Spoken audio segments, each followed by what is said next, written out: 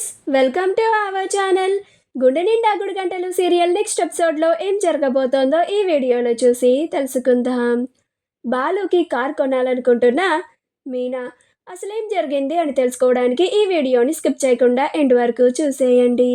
మీనా తన దగ్గరున్న డబ్బులని తీసుకొని కార్ స్టాండ్కి వెళ్ళి అక్కడ రాజేష్తో మాట్లాడుతూ ఉంటుంది. అలా రాజేష్తో, అన్నయ్య, నేను ఆయన కోసం కార్ కొనాలి అని అనుకుంటున్నాను అని అంటుంది.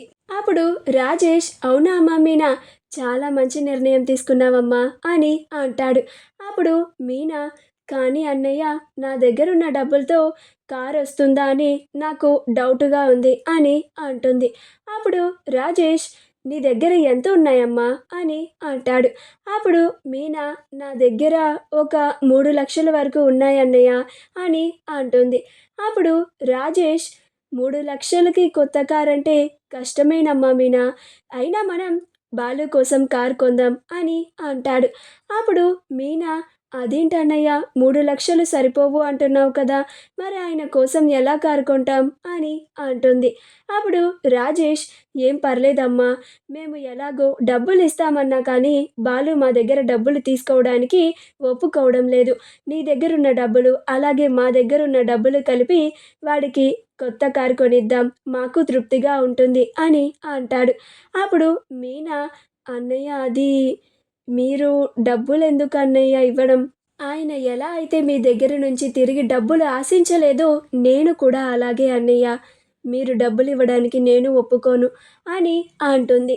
అప్పుడు రాజేష్, ఏంటమ్మా మీనా, నువ్వు కూడా వాడిలాగానే మాట్లాడుతున్నావు, వాడి మా కోసం వాడి సొంత కారుని అమ్మి మా కష్టాలన్నీ తీర్చాడు, మేము వాడి కోసం ఈ మాత్రం చేయలేమా, పైగా నువ్వు కూడా ఏంటమ్మా వాడిలానే మాట్లాడుతున్నావు, అన్నయ్య అని నన్ను నా సొంత చెల్లిలాగా పిలిచావు, నేను కూడా నిన్ను నా సొంత చెల్లిలానే అనుకుంటున్నాను, నేను నీకు డబ్బు సహాయాన్ని చేస్తున్నాను అనుకోపోని, వాడి కోసం నా డబ్బులని ఇస్తున్నాను అని అనుకోకు అని అంటాడు. అప్పుడు మీనా, అది కాదన్నయ్య అని అంటూ ఉంటుంది. అప్పుడు రాజేష్, ఇంకేం మాట్లాడకమ్మా, మనం మన దగ్గరున్న డబ్బులతో బాలు కోసం ఒక మంచి కారుని కొనబోతున్నాం అంతే, రేపు ఉదయాన్నే వెళ్ళి వాడి కోసం కారు కొనుక్కొని వద్దాం అని అంటాడు.